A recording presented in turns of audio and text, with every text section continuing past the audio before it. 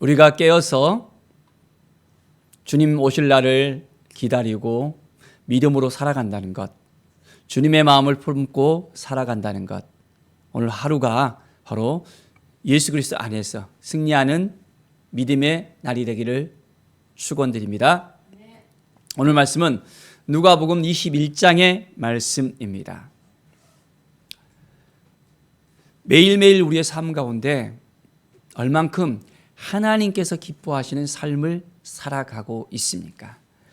하나님의 마음을 품고 살아간다는 것, 하나님의 은혜 가운데 거한다는 것 중요합니다. 21장의 1절에 보면 부자들이 헌금함에 헌금을 넣는 그 모습을 예수님께서 보셨습니다. 그리고 또 가난한 과부가 2렙돈 넣는 것을 보았습니다. 이 부자들과 가난한 과부와 헌금을 했었는데 어떤 사람이 더 주님께서 보시기에 기뻐하셨을까요? 주님께서는 말씀합니다. 이 가난한 과부가 다른 모든 사람들보다 많이 넣었도다. 이것이 무슨 말이죠? 부자들이 돈을 작게 넣었을까요? 이 가난한 과부는 2렙돈이 자기가 가지고 있는 전부를 드린 것입니다.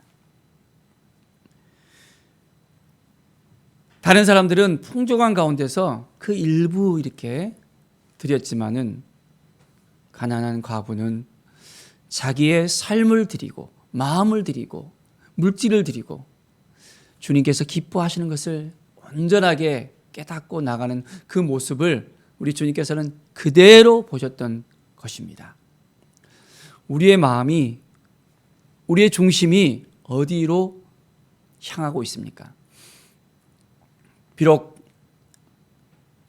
우리가 가진 것은 없지만은 우리의 연약한 가운데서도 하나님께서 기뻐하시는 것이 무엇인지를 생각하면서 드리고 싶어 한다면 하나님께서는 우리의 삶을 받으시고 우리를 인도해 주신다는 이 사실을 분명히 우리는 알아야 됩니다. 매일매일 삶 속에서 하나님의 마음을 품고 하나님의 사랑을 가지고 오늘도 온전하게 기쁨으로 나아가는 하루가 되기를 바랍니다. 6절에 보면 너희 보는 이것들이 날이 이르면 돌 하나도 돌 위에 남지 않고 다 무너뜨려지라 라고 말씀하고 있습니다. 이 성전이 이제는 무너지는 그 역사가 일어납니다. 어떻게 이런 일이 일어날 수 있습니까? 성전은 어떤 곳입니까? 하나님께 제사하는 곳입니다. 하나님께 예배하는 곳입니다.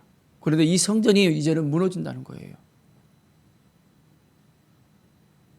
어떻게 보면 이해할 수 없는 일이죠.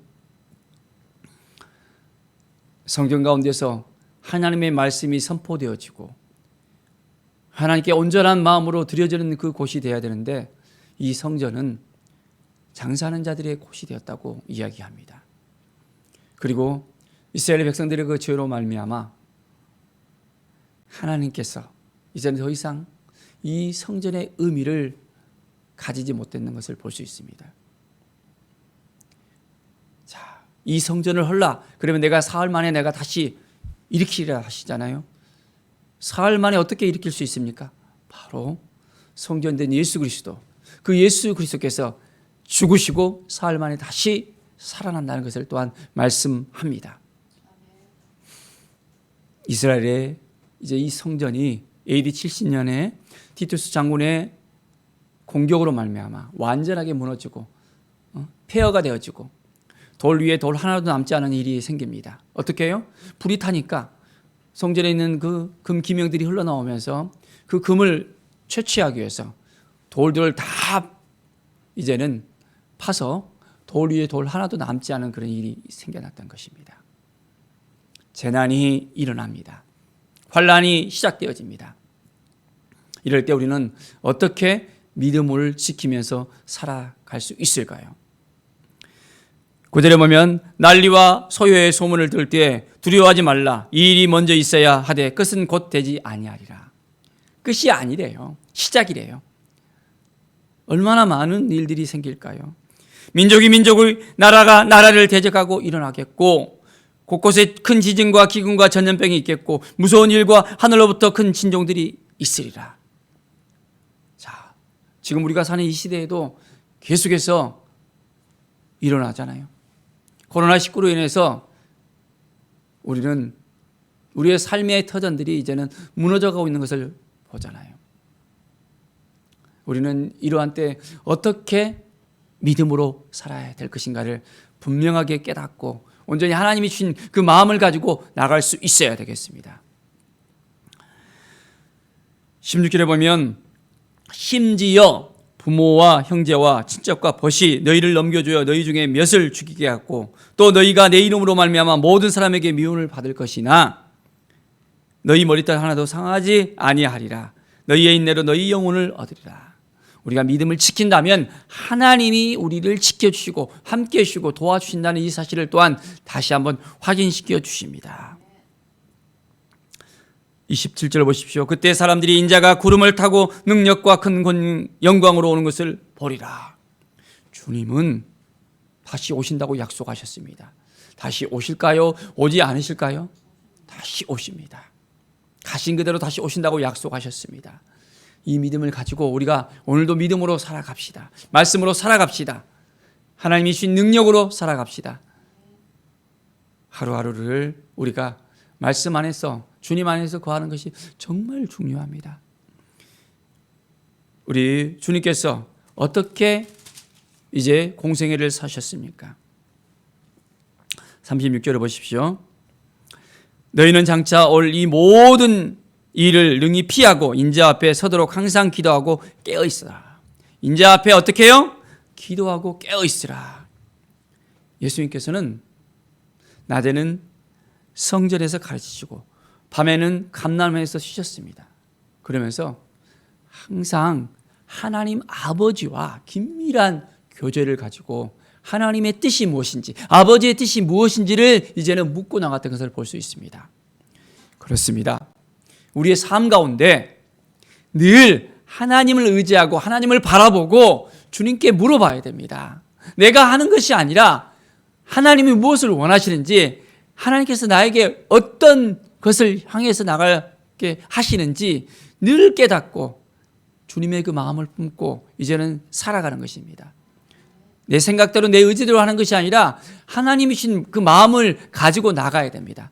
그러려면 항상 우리 주님께 물어봐야 됩니다. 성령님께 질문해야 됩니다. 오늘 하루도 어떻게 살아야 됩니까?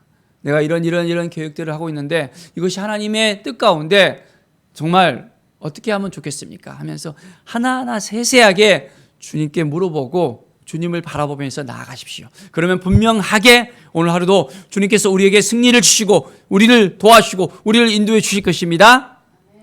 오늘 하루가 기쁨과 감사가 넘치는 하루, 승리의 하루가 되기를 축원드립니다. 하나님이 우리 한 사람 한 사람을 그대로 받아주시고 이제는 하나님의 자녀로서 우리를 인도해 주시잖아요. 하나님이 누구입니까? 아버지입니다. 아버지 하나님을 우리가 신뢰하면서 그분께 우리의 모든 것을 다 내려놓고 이제는 주님께 맡겨드리면서 주님과 동행하는 오늘 하루가 되시기를 간절히 축원드립니다. 기도하겠습니다. 하나님 감사합니다. 매일의 삶이 기쁨과 감사의 삶이 되게 하여 주시옵소서. 매일의 삶이 하나님의 은혜의 삶이 되기를 원합니다. 축복된 하루를 열어갈 수 있도록 주님께 모든 걸 맡겨드리게 하여 주시고 오늘 하루가 기쁨과 감사로 하나님과 동행할 수 있도록 인도하여 주시옵소서. 늘 깨어있는 삶, 주님께 묻고 주님 앞에 더욱더 가까이 나가는 삶이 되게 하여 주시옵소서. 감사드리며 예수 그리스도의 이름으로 기도드립니다. 아멘.